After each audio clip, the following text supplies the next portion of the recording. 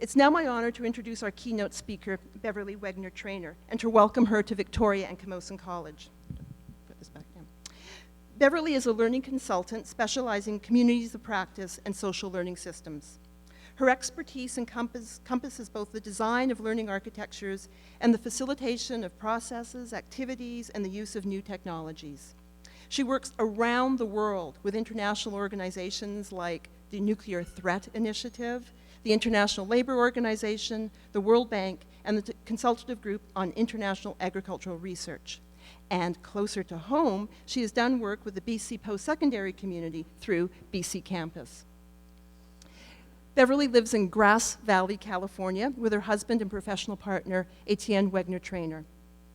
And I knew we had chosen the absolutely right speaker when I read on her website. She wrote, "For us, learning is not just a mental process. It's about how we become who we are as human beings, our identity and experience of meaningfulness. It is a foundation of success for individuals, communities, and organizations, and it is fundamentally social." So please join me in welcoming Beverly Wenger-Trayner.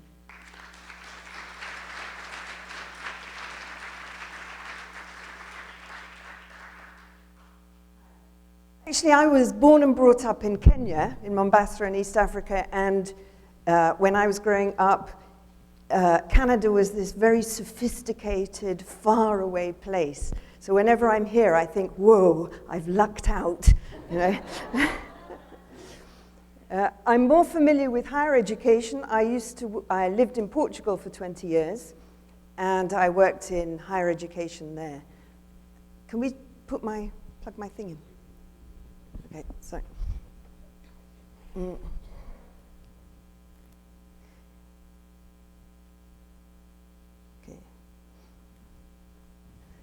Yeah. So, yes, so I lived in Portugal. I worked in higher education there. I was teaching English for specific purposes to business students. And that was really my trajectory into the world of community of practice. Community of practice. How many people here have never heard the expression? Whoa. How many people live it? Wow. Okay. And everybody else is somewhere in between. Okay. So back in '98, I'd never heard about it. And I was actually, my mission at that time was to try and find out what sort of genres I should be teaching my students of business to be able to perform well in the international world. I had a hunch it wasn't English, even though that's what I was meant to be teaching. My students all wanted to live in Portugal, but they wanted to be part of the international community.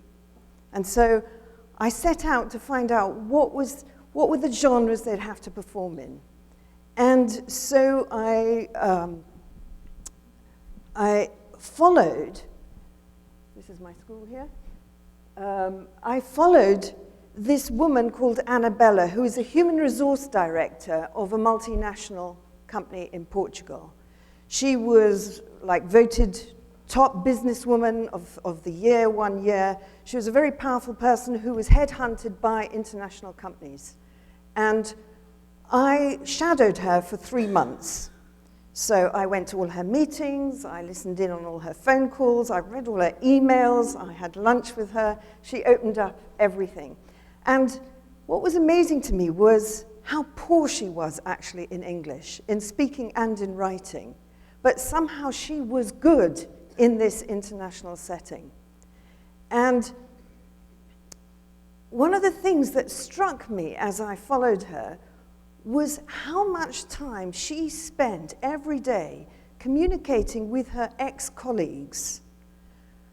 From the company she'd worked at before, all her colleagues had actually moved on. They were now the director of marketing in some other international company or director of finance. But they had this ongoing conversation. And it was there with this group that she I mean, they both had lots of jokes, but they sort of dealt with their day-to-day problems. And it was hard for them because in Portugal, which was a dictatorship until the early 70s, middle managers, factory managers, many staff who'd been socialized during the time of a fascist dictatorship, where initiative was discouraged, even punished, they had to run an international branch in Portugal. And so they used each other to sort of make sense of this situation. So, for example, she would go off to a meeting in headquarters in Europe, and human resource directors were told, okay, entrepreneurialism, you know, that's now, we want those kind of performance indicators everywhere, every level of the organization. So she'd hurry back to Portugal, where she had to sort of do training in entrepreneurialism, and she had to introduce it into their performance reports to people for whom not only does the word not exist in Portuguese, but it just wasn't part of their very being. And then she'd have to, 6 months later, go back to headquarters and report on progress. And so with this group, they sort of had this, these conversations about this, and they made sense of it, and they helped each other, and they developed a sort of a language around it too, a sort of mix of Portuguese and English, which were sort of shortcut understandings into these kinds of problems. And they shared this identity as Portuguese directors in multinational companies. So I found that interesting, and at the same time in '98, a book came out by Etienne Wenger, who wrote the seminal work on communities of practice, who I'm now married to. I wasn't then. And it came out, and I read this, and I thought, oh my God, you know, I think what I'm seeing here is a community of practice.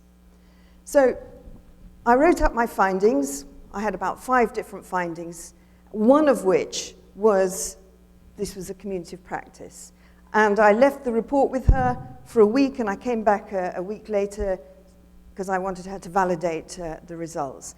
And she'd drawn this red circle around the bit on communities of practice. And she said, Beverly, that's it.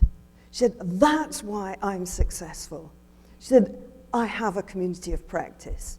And when she said that, and the sort of power with which she said it, how she felt as it gave her a language to describe what it was that she was doing and feeling, then I knew I was onto something. So that was my introduction to community of practice. But of course, that actually was in a way phase 2 of communities of practice. Phase 1 was when Etienne and his colleague, Jean Lave, coined the expression community of practice. Now, what they'd done in the late 80s and 90s, there was a report that came out that led to the No Child Left Behind Act in the US. And there was a research center set up, which he belonged to in Palo Alto in California, the International Institute for Research on Learning. And they were tasked with the question, which was, does learning happen as a result of teaching? Is that the right assumption that we're making here? Is there learning without teaching? And if there is, what does it look like? And so they had a multidisciplinary group of people who were looking at it. Etienne was actually from artificial intelligence. They had anthropologists, they had geographists, they had all sorts of people looking at this issue. And one of the things they did was to look at apprenticeship systems. So they studied apprenticeship systems over all the world because that was a sort of form of learning which is not really teaching. Now, contrary to what you might think, they found that actually the apprentices, very rarely learn from the master. They learn more from each other. They look over each other's shoulder. They say, how do you do this? How do you do that? So the learning is between the apprentices. And the master, it was usually a he, what he does is to sort of confer some kind of legitimacy on the space. And so they called this kind of learning communities of practice, the learning that was happening here. And they called, phase one was very much thinking of learning as a trajectory into a community of practice. So that was how the idea started. Now, in the 80s and in the 90s, what happened was, because here it was actually an analytical concept. It was just a theoretical, it was a description of how learning happens. Nothing else. But what happened is that there in the 90s, big companies like IBM, other big companies, they had invested billions of dollars in databases and data transmission systems for information, saying, right, if we've got all the information ready at any time, any place, anywhere, all our people will be able to solve problems, create new projects without reinventing the wheel, just by using the database. Guess what? When John or Mary had to come to solve a problem, did they go to the database? No. They picked up the phone and they phoned somebody else who they knew experienced the same problem as them and said, how do you do it? And somehow they had to justify or do something with these massive databases. And so the term community of practice kind of came up then, and business was saying, whoa, wow, that's interesting. If that's how people learn, by talking to each other, we want some. How do we do it? Of course, being business, how are we going to cultivate it? How can we do something with it? And then the term community of practice became a sort of instrumental term. So it moved from being a theoretical one to an instrumental one. And in the 90s, business was the driver of the term communities of practice. IBM, Shell, Procter & Gamble, they have thousands of communities of practice in their organizations. They use them for example, Shell, when they're coming to drill when they're coming to drill, it saves them billions of dollars to have their engineers talking to each other and saying what kind of problems they've had before, and having many eyes on one piece of, on one task. It avoids sometimes avoids mistakes from before.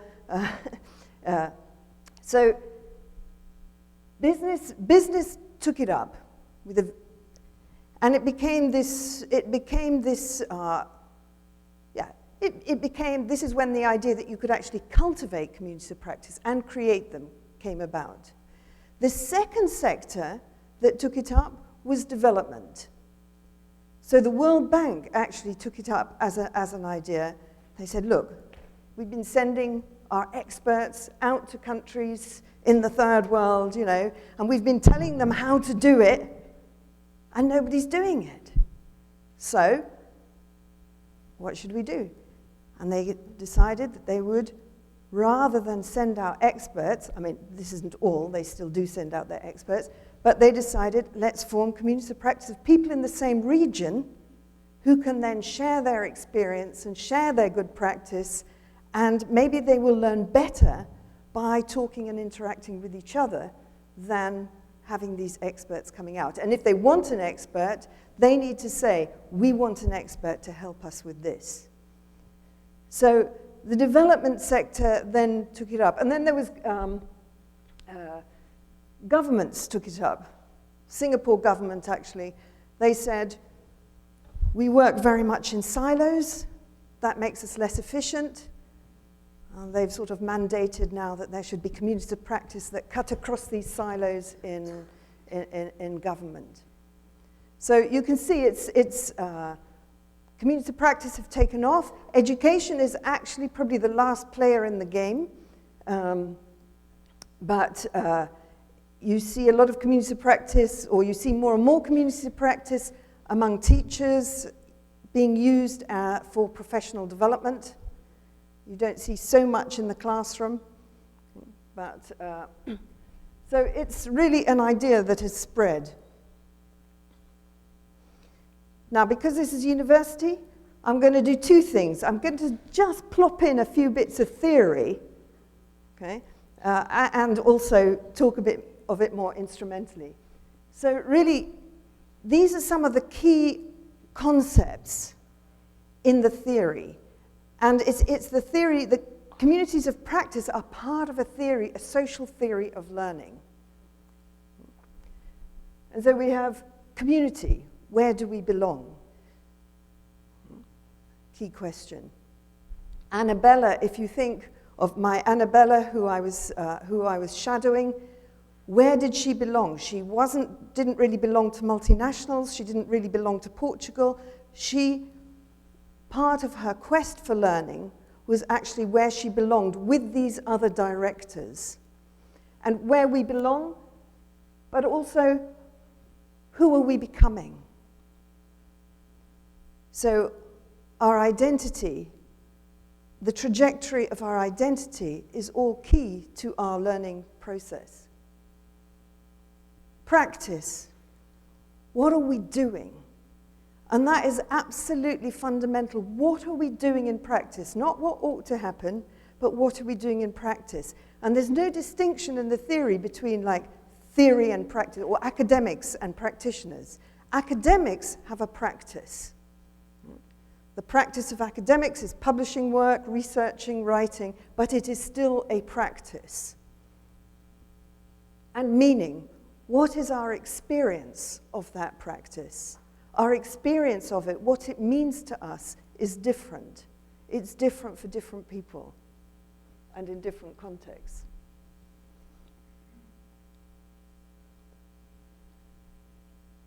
And a sort of another version, which is what I tell people when I'm communities when I'm actually working with them. So, communities of practice, I mean, the learning theory behind a community of practice is not information is known and is then transferred to somebody who doesn't know. It is a learning partnership. Right? We talk about horizontal learning. Community of practice or social learning is a learning partnership where we negotiate our experience of what matters to us.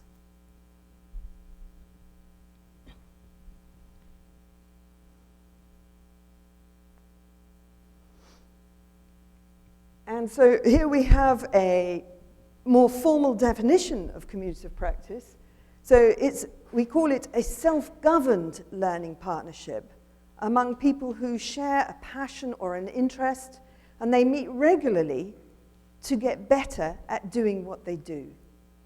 So a very simple definition, and together they improve their ability to do what they care about. Now, community of practice are not necessarily good things. A street gang is a community of practice. Yeah? Dysfunctional families can be very good communities of practice. Some of those terrorist cells are communities of practice. So it is not necessarily an ideological, it's not something to want just for the sake of wanting, but it's just an observation of how learning takes place.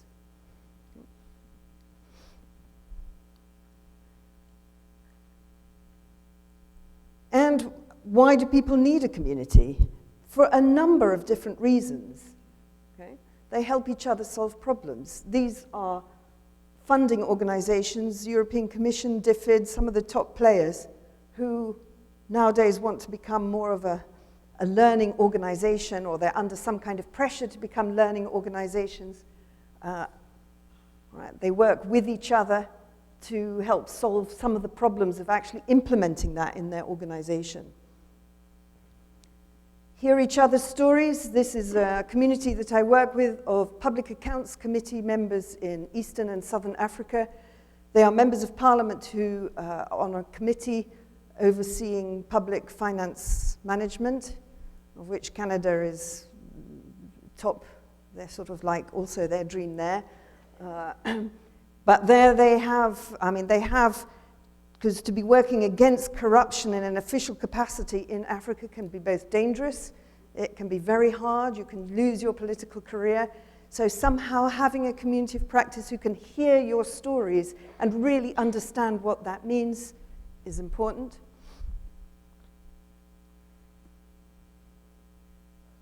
This is a community in Iceland of university teachers doing e-learning.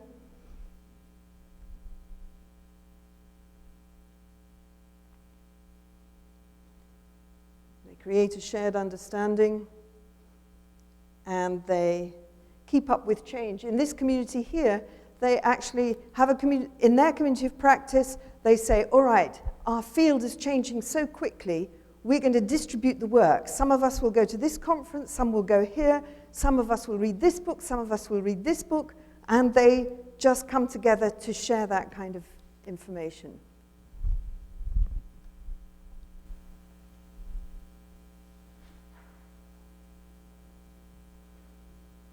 This one here, these are internal auditors in Eastern Europe and Russia who have a very hard time because their countries now have internal auditors because to join the European Union, you need to have them. Internal auditors help managers in their work, whereas under the Soviet system, you had financial inspectors who punished you.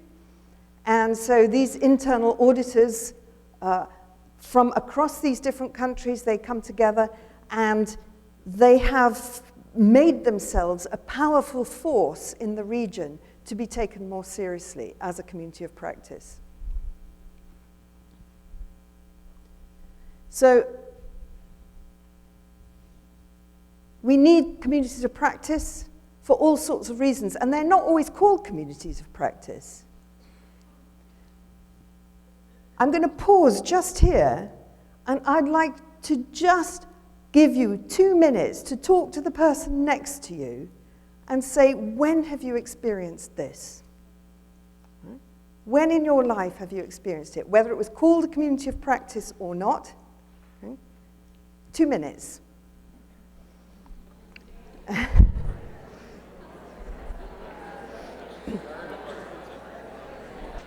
Yeah. Woo!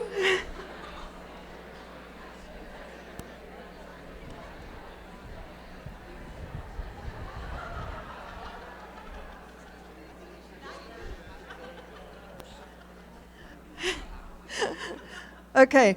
Does anybody have a very powerful story that they heard or that they would like to share?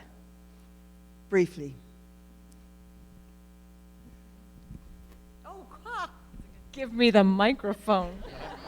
Okay, I'll contain myself. Just talking to Rod here, and I've forgotten your name. I'm so sorry. Matt. Both from Pipe Trades. And one of the things that they do is they've got all of their desks for their department are in the same room, which some people would think is a really negative thing. But in our kind of profession where we all work on our own independently, it's really great. And one of the things that they do is they, at coffee break, they all stop and they've got their desks around the outside, the periphery or the perimeter of the room. And at coffee break time, they all swing their chairs around so they face into the center. And then they talk, and that's when they get to talk shop, and they share ideas, and they talk about what's happening in their departments, and they just keep abreast of what's happening daily. And that's a perfect example of what you're talking about.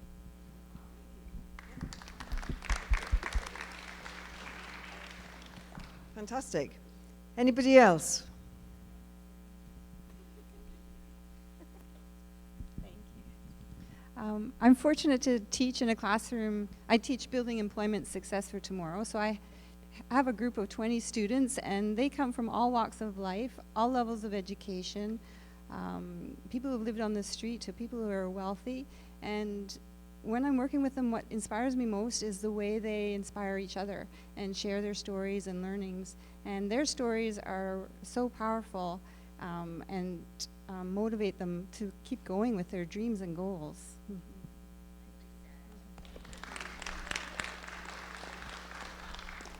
Thank you. Any more? Okay.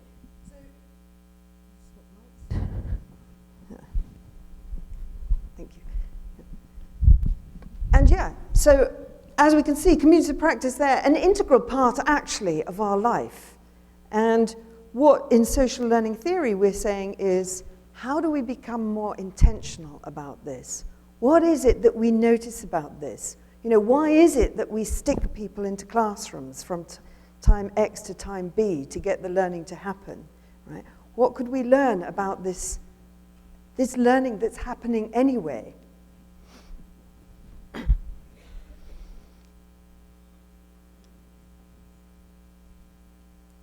So when people become more intentional about community of practice, I mean, what we don't want to do is to stop those times when you sit round and turn your chair and talk to each other. But here's just an overview of the different kinds of activities that we've seen communities of practice doing. How it's classified is over on that side is we call learning from. Okay? There's learning from other people, whether it's as a guest, we hear their story. A field trip, we go and visit their practice. Or learning with people. Neither of us know the answer. We work it out together. Some have reading groups. People have debates. They document practice. On the vertical axis, there we've just classified it informal. Some communities of practice are very informal. They explore ideas together. They chat over coffee. To the very formal, where they do mutual benchmarking, have formal models, and they learn from each other, and they learn from outside sources. So just to give you there an idea of the range of things that people do together. And one of the things, I mean, as I'm sure that here in this university you don't do this, but in many of the communities that I work with, it's actually very hard for people to imagine how you can learn if there is no teacher, right? Or if there is no trainer. And so we show this slide just to show the many different ways that you can design learning activities. But the important thing about learning in a community of practice is not just that you come together and you have your activities and you generate great ideas and you form these relationships. Integral part of the learning is that you put these into practice, communities of practice, right? How does it work in practice? And the idea is that what you do when you take away an insight and you try and apply it, that is one of the key creative acts that we can do as humans. You don't just follow a recipe. You actually have this good idea, you look for an opportunity to put it into practice, right? You have to adapt it, you have to change it, you put it into practice, and whoa, guess what? Might not work. So you've then got to adjust it. And in a community of practice, if it works or not, you want to feed that back to your community so they all learn from it, so that you can adjust it and try again. And so this cycle between practice and what we're doing is a very important cycle. We call it a learning loop. And so communities of practice are full of these learning loops. And in fact, not only do we want to put it into practice, but we want to know the impact that it has when we put it into practice. How does it change our performance?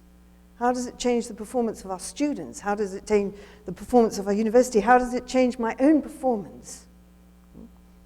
So in community of practice, when we talk about learning, we're talking both about the activities and what we do together, the ideas and insights that that generates and the new kind of relationships, but also what we do with it in practice and the impact that it has and all those learning loops in between.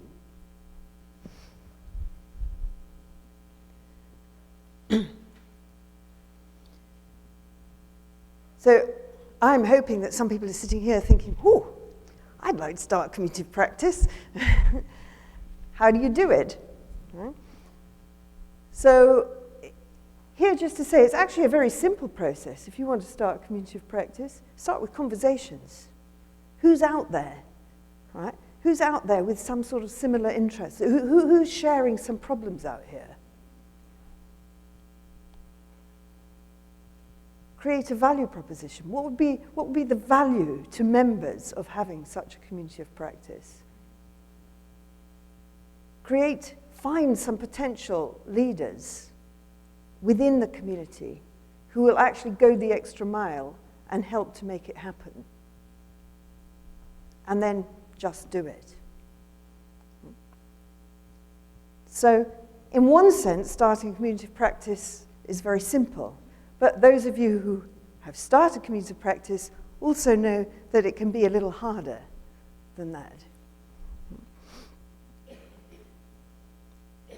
So one of the things that we've done is to study community of practice and to see what it is in successful, thriving communities of practice, what's going on there? What's happening? What is it that marks them out from others? And one of the things that we found is that those communities of practice that are successful have a good learning agenda. And a learning agenda means that they have identified the challenges that people face. And they have found enough people who want to work on it together that they can move forward with it. So they spend a lot of time thinking not what topics do we want to discuss, right? But what challenges do we face? What keeps us up at night? And then they design relevant activities that will help people to make progress on those challenges so that everybody can sleep better. So that's one thing that we've noticed. Another is that successful communities, they pay attention to the voices at the table.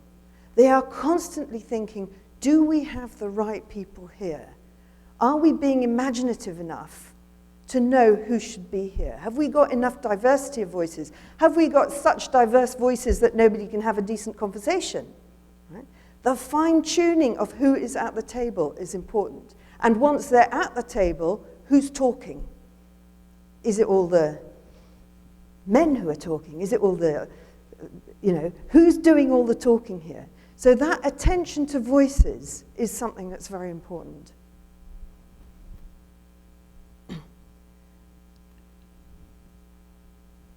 Another thing that successful communities of practice do is that they also are critically reflecting on the process. It's those loops. It's how are we doing here? Did that work? Did it not? This is a new area. Nobody really knows how to do it well yet. We know how to sit here in a room, in an amphitheater, and have somebody standing at the front and talking. We know how to do that. How do we do it? So really, being able to be critical about that and say, oh, failed, didn't do it right, do it better next time, is key. Another thing that successful communities of practice do is they create a shared memory of what's happening. It's different from having, like, say, a series of conferences or a series of meetings where each one is like an individual unit. Each event that you do becomes a memory in the trajectory of a community of practice. And creating this shared memory with, and nowadays with social media, you can have, whether it's Twitter, hashtags, that's part of creating a memory. You might have good photos. It's not simply taking notes verbatim of what everybody says, but it's getting a feel for who's there, what relationships are being created, what are the insights that are being generated. Reaching out is another one, which in some ways is related to creating a shared memory, but creating a shared memory is private and reaching out is more public. Something else that sustainable communities of practice do is they are well interfaced with the organization. They are strategic in their conversations with the people who are sponsoring them.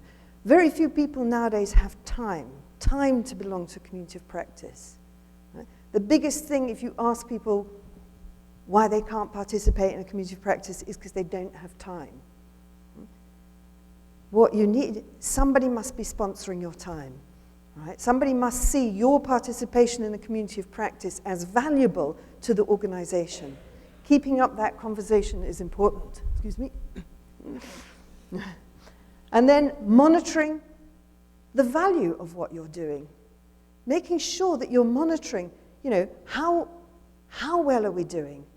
How is this affecting what we do in practice? And how is it impacting the performance of our organizations? Keeping a log of that, keeping stories about that, keeping that alive, informs your learning process and is a very strategic thing to do as well. So those are some of the processes that we've noticed. And in our work with community practice and when we work in social learning spaces, what we said to ourselves is, okay, if these are important processes, why don't we become more intentional about it? So when we work with communities, actually what we do is say, okay,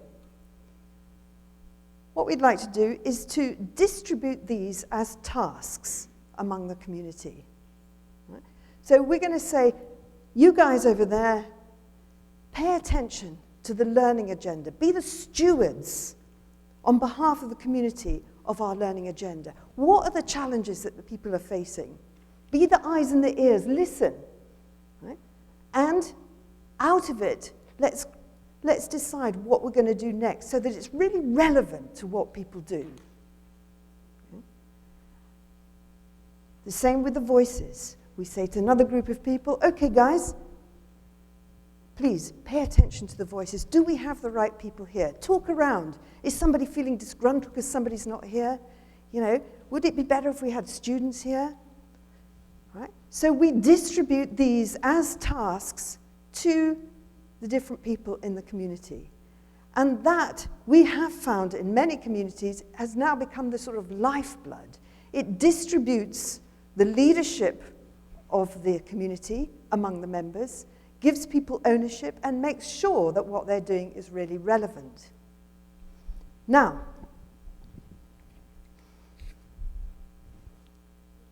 guess what?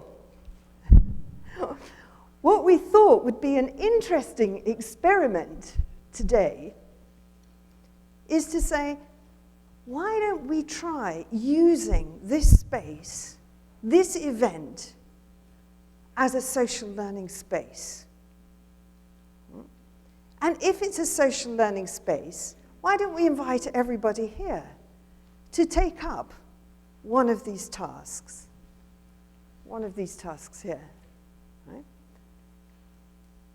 And so that's precisely what we're going to do and what this here is about. Okay? We're going to invite you to see what we did when we operationalized this. We thought we actually gave names. We gave names to the different tasks. And we said, those people who look after the agenda, those people who look after the agenda, we're going to call them agenda activists. Okay? Thank you. We're going to call them agenda activists. So please, can you put your hand up if you're an agenda activist? All right. Okay, guys. Wear your badge proudly. During today, we're going to invite you, okay, to experience what it's like to be an agenda activist. Listen out and think. When you go to these sessions, also think to yourself, are there shared challenges and issues that we have here in this room? Are there some places where it could be valuable for us to work, or subgroups of us, to work together on something to make progress on it? If you want a complete description, your description is also in your pack. And at the end of today, in the last 45 minutes, you're going to have a chance to report back to everybody in the room about what you think. Okay? Use the breaks, the lunch. If you see another agenda activist, you might want to share ideas with them. Right? So, that slide's gone off again. Now, the people who are paying attention to voices are the community keepers. Hands up if you're a community keeper. All right. Okay, great. I think these roles were just randomly given to you. So if you're a community keeper, you're going to pay attention to the voices at the table. Who's in this room? Are they the right people? Right? Should we have students here? You know, have we invited the right people from the right campuses? Who's not here who should be here? Who's here who shouldn't be here? Right?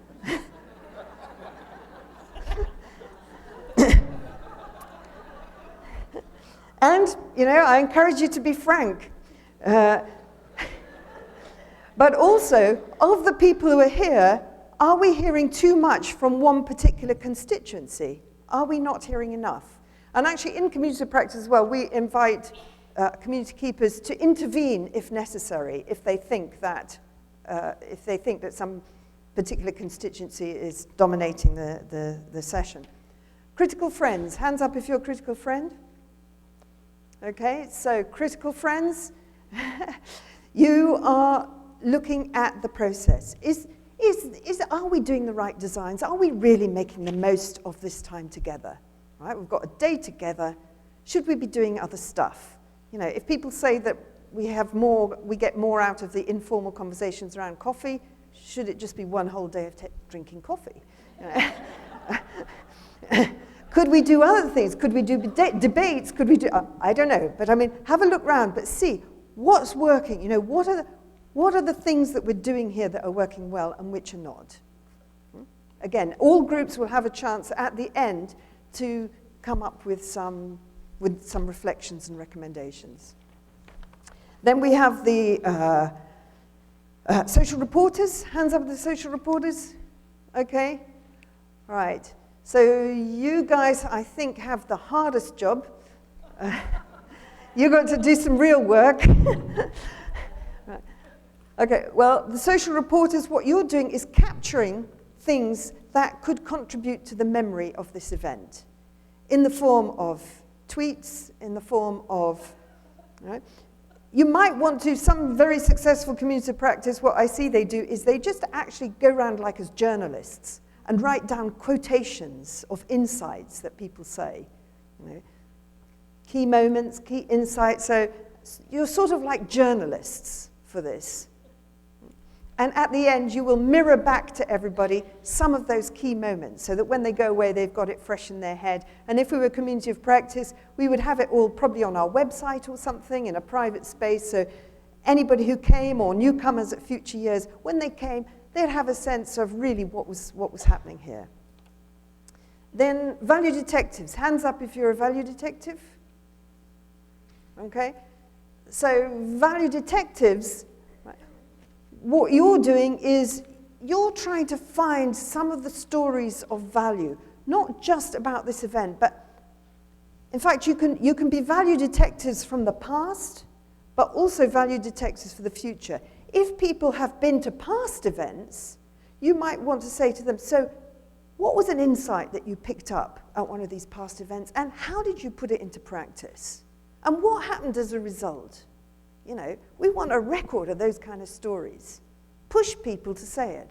Otherwise, people say, oh, yeah, that was a great event last year. Fantastic. So, right, what did you do with it? Right, and what impact did it have? But also for the future. You know, you might, as value detectors, you might want to hear, if somebody says, whoa, you know, I went to that session, that gave me so many good ideas, say to them, okay, so many good ideas, what are you going to do with it? Tell me about one of those ideas and what you're going to do with it, and what impact do you think it's going to have? Start recording some of those stories. Institutional brokers. All right.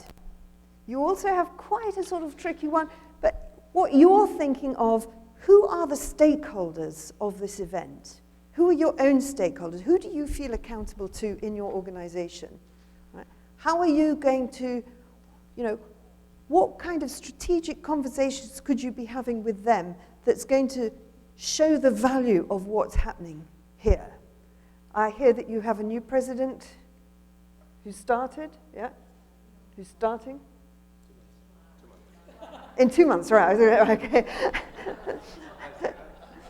Okay, so something you could be thinking is like, what do you think that this new president should hear about this event? So, there's my invitation to you, all right? Take on one of these roles during today, and at the end of the day, we'll come back, do a bit of reflection, and report back on it. Okay? And there you will get an experience of what it means to work in a community of practice. Okay? Thank you very much.